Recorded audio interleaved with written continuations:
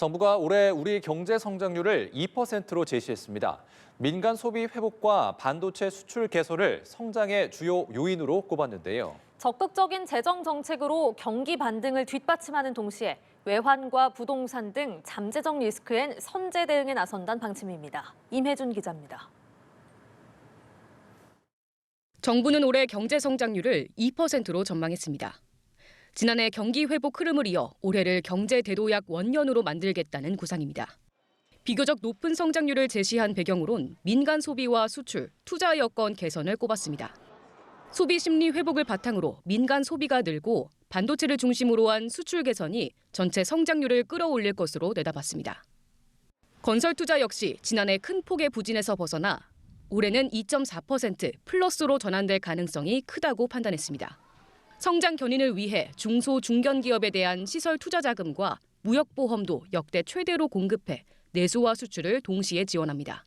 정부는 일회성 반등에 그치지 않게 적극적인 재정 정책으로 뒷받침하겠다고 강조했습니다. 총지출 8.1% 확대, 공공기관 투자, 정책금융 20조 원 확대 등 적극적 거시 정책으로 2% 성장을 달성하겠습니다.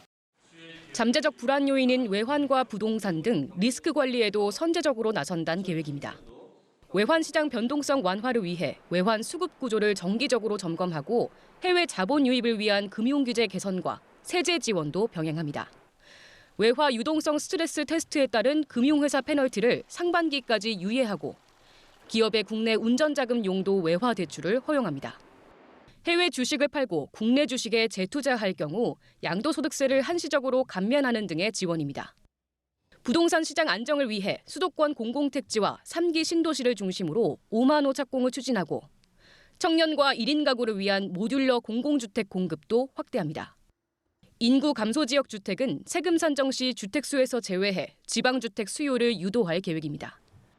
이 밖에 전세 사기 피해자 보호를 위한 종합 지원 방안을 상반기 중 마련하고 불법 행위 대응을 위한 전담 감독 기구도 단계적으로 마련하기로 했습니다. 연합뉴스 TV 임혜준입니다.